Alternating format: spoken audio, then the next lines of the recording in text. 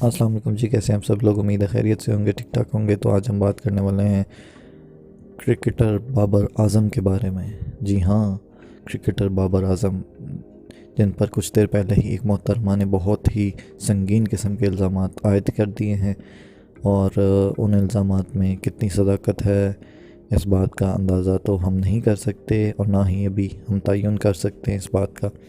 तो मेरे ख़्याल में ये सब जो मामलात हैं इनको हमें वक्त पर छोड़ देना चाहिए। आप उस वीडियो को देखिए और अपनी राय का इजहार कीजिए। शुक्रिया। अस्सलाम वालेकुम। आप सबका आने का बहुत बहुत शुक्रिया। मेरी आज प्रेस कॉन्फ्रेंस करने का मकसद अपने साथ होने वाली माली और जिनसी ज़्यादती को मंजर आम पे लाना है। मेरे साथ ज़्यादती करने वाला शख्स कोई आम शख्स नहीं बल्कि बाबर आज़म है, जो इस वक्त पाकिस्तानी क्रिकेट टीम का कप्तान है। मैं अपनी बात शुरू करने से पहले आपको बताती चलूँ कि बाबर आज़म से मेरा ताल्लुक़ आज कल से नहीं है। मेरे ताल्लुकात उससे उस वक्त से हैं जब वो क्रिकेट की दुनिया में उसका कोई ताल्लुक़ नहीं था और वो एक गरीब घराने से ताल्लुक़ रखता था। आप तो हम सब तमाम सहाफ़ी भाइयों से मेरी रिक्वेस्ट है कि मुझे इंसाफ दिलाया जाए, और मैं उम्मीद रखती हूँ कि आप हर हाल में मुझे इंसाफ दिलाएंगे ताकि आइंदा कौम की किसी बेटी के साथ इस तरह की ज़्यादती ना हो जो मेरे साथ हुई है। मेरी रुदात कुछ इस तरह है कि बाबर आज़म और हम एक ही महल्ले में बड़े हुए हैं, इकट्ठे रहते थे, और वो मेरा स्कूल फेलो था। स्कूल की वजह से और एक जगह पे रहने की वजह से हम लोगों की बहुत अच्छी दोस्ती थी। सन 2010 में ही प्रपोज टू मी, और मैंने उसके प्रपोज़ल को एक्सेप्ट कर लिया, और वो प्रपोज़ल उसने मुझे मेरे घर आके ही दिया था। मैंने एक्सेप्ट कर लिया। जैसे जैसे वक्त गुजरता गया मेरी उसके साथ अंडरस्टैंडिंग और उसकी मेरे साथ बहुत अच्छी रही। हम लोगों को शादी करने का हमारा प्लान था। हम लोगों ने शादी करने का मतलब प्लान कर चुके हुए थे। बाबर ने और मैंने, हम दोनों ने अपनी फैमिलीज़ को बताया। बाबर और मेरी फैमिलीज़, हम दोनों की फैमिलीज़ ने हमें साफ इनकार कर दिया। फिर बाबर ने और मैंने कोर्ट मैरिज का फ़ैसला कर लिया। 2011 में बाबर मुझे मेरे घर से भगा कर, मतलब बाबर मुझे खुद अपने घर से भगाकर कोर्ट मैरिज के कहकर मुख्तलिफ जगहों पर किराए के मकान पे रखता रहा। जब मैं उन मकानों में रहती थी, पहले मैं आपको बता दूं, एक मकान जहां पे मैं रहाइश पजीर थी वो गुलबर्ग में माडा कॉलोनी में था, गली नंबर 2 में, और दूसरा जो मकान मैं किराए पे रहती रही हूँ वो Punjab society H block defence में था। वहाँ पे हम रहते रहे हैं।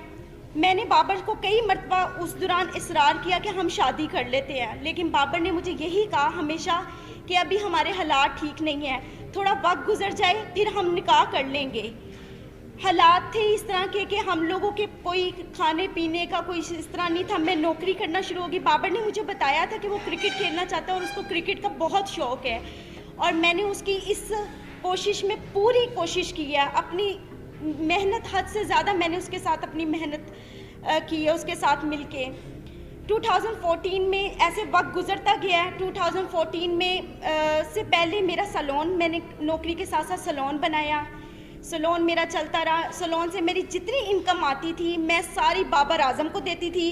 बाबर आज़म के खाना पीना, कपड़ा, रहाइश, क्रिकेट के जितने एक्सपेंसेस सब मैं अफोर्ड करती रही हूँ।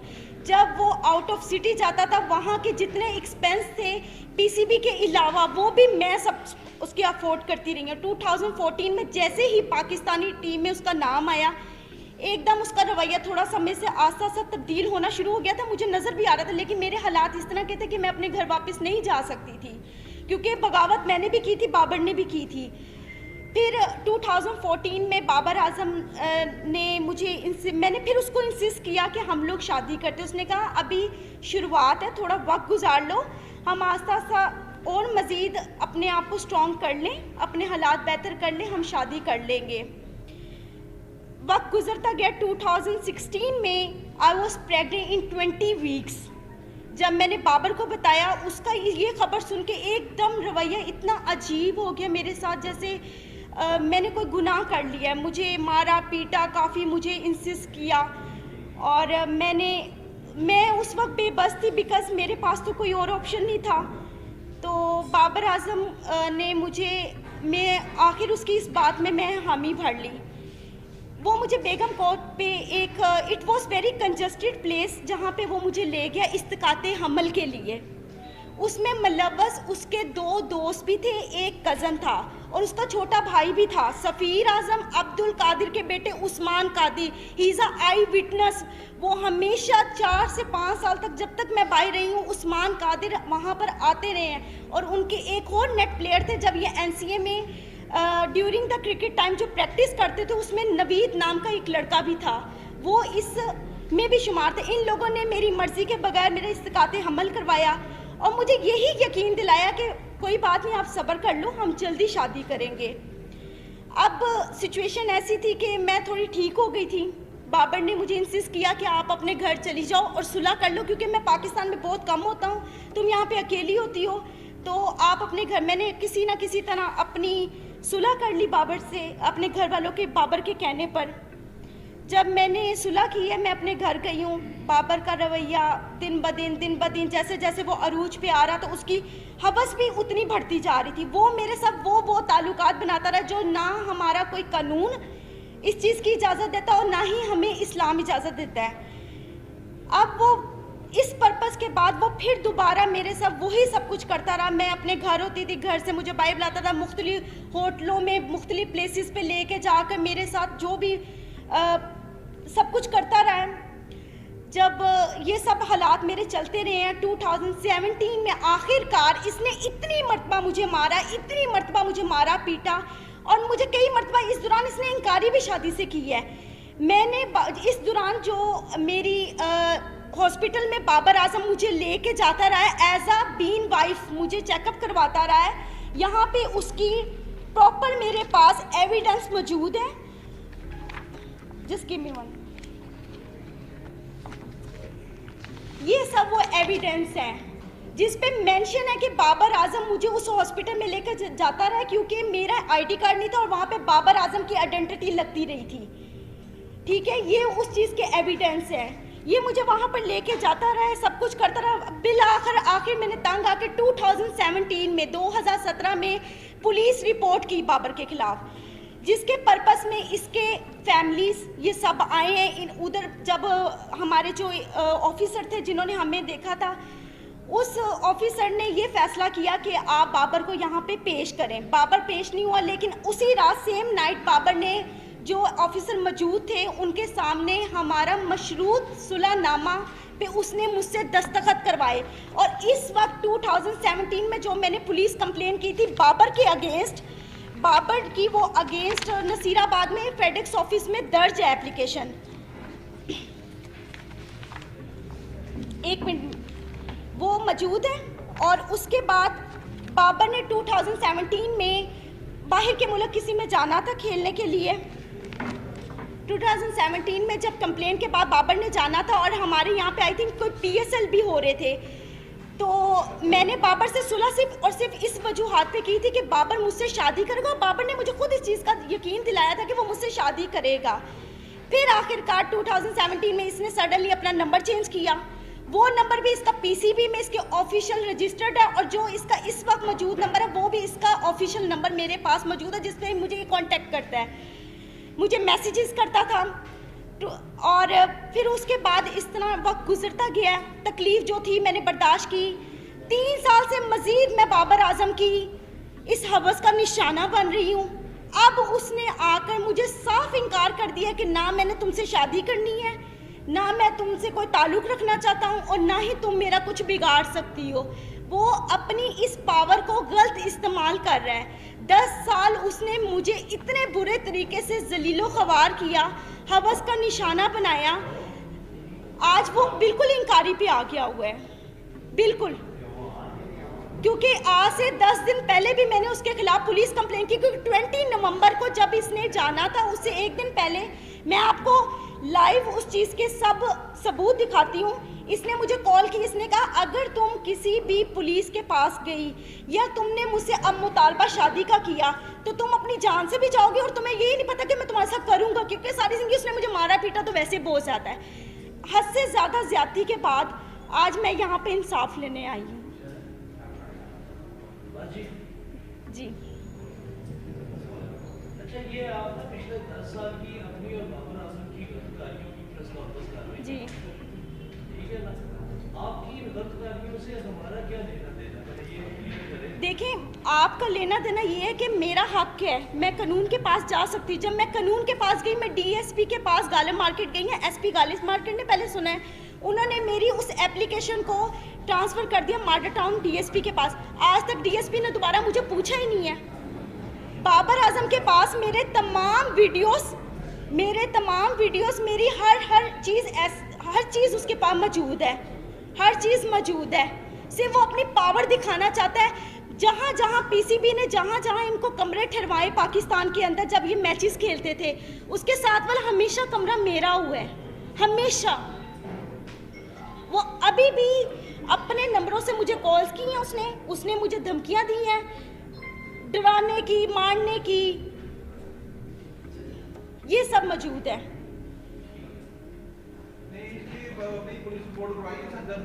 जी मैंने करवाई है।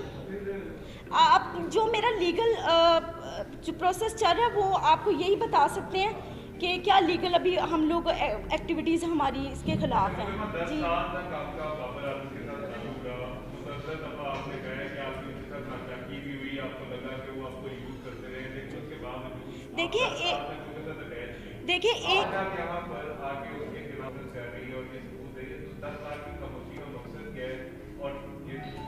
देखिए 10 साल से मैं खामोश तो नहीं थी। मैं तो 2017 में भी गई थी पुलिस के पास, और आपको मैंने वो आई थिंक बताया भी है कि वहाँ पे मेरी कंप्लेंट रजिस्टर थी। फिर भी मैंने सुलह इस बात पे की थी कि मेरे ख्याल में मुझे उससे मोहब्बत थी, हद से ज़्यादा मोहब्बत थी। देखिए बगैर कोई लालच के तो किसी के साथ इस तरह करता नहीं है। लालच नहीं था मुझे सिर्फ उससे मोहब्बत थी, और वो मोहब्बत मेरी यहाँ तक आज मैंने इसको स्ट्रगल करवाया है। आज ये जो सारी मीडिया और दुनिया के सामने ये बात करता है कि मेरे पेरेंट्स, मेरे फादर, मेरे सब सपोर्ट है। आप किसी भी मैच में जाकर, पिछले इसके मैचों में 17 से पहले जाकर आप देख सकते हैं बाबर आजम के कभी किसी भाई ने, किसी बाप ने वहाँ पर आकर देखा कि बाबर आजम क्या कर रहा है वहाँ पे? कभी भी किसी ने नहीं देखा।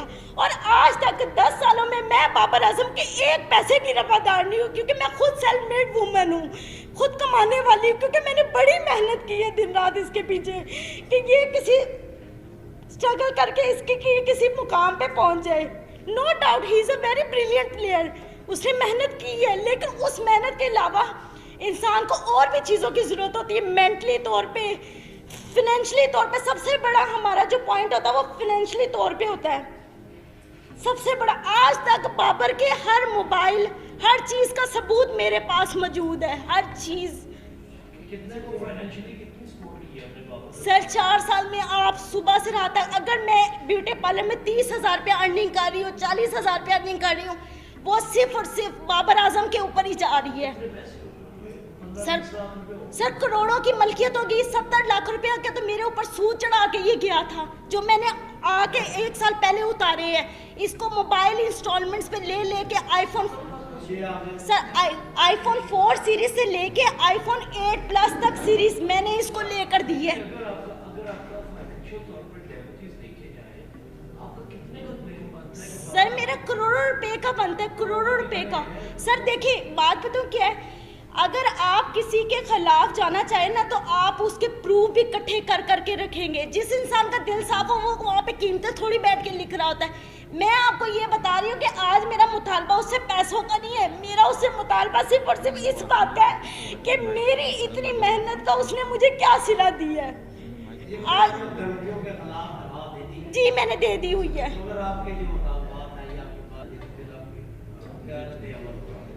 वो मुझसे शादी करे, मैं करूंगी, मैं हर जगह पे जाके अब करूंगी, क्योंकि मुझे नजर आ गया कि बाबर की तरफ से मुझे साफ इंकारी है, साफ इंकारी है। मैंने आज से 1 महीना कंटिन्यूसली पीसीबी के वहाँ पे फ़ोन किए, मुसलसल फ़ोन करती रही हूँ उनको। जब मैंने ये अपना जो था मैटर बताया, उन्होंने कहा ये हमारे प्लेयर की पर्सनल लाइफ है, हम नहीं डिस्कस करना चाहते।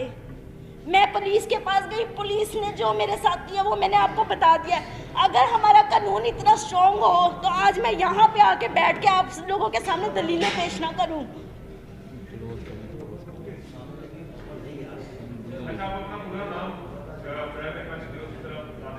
हामिजा। जी हामिजा। क्या नाम आपका? हामिजा।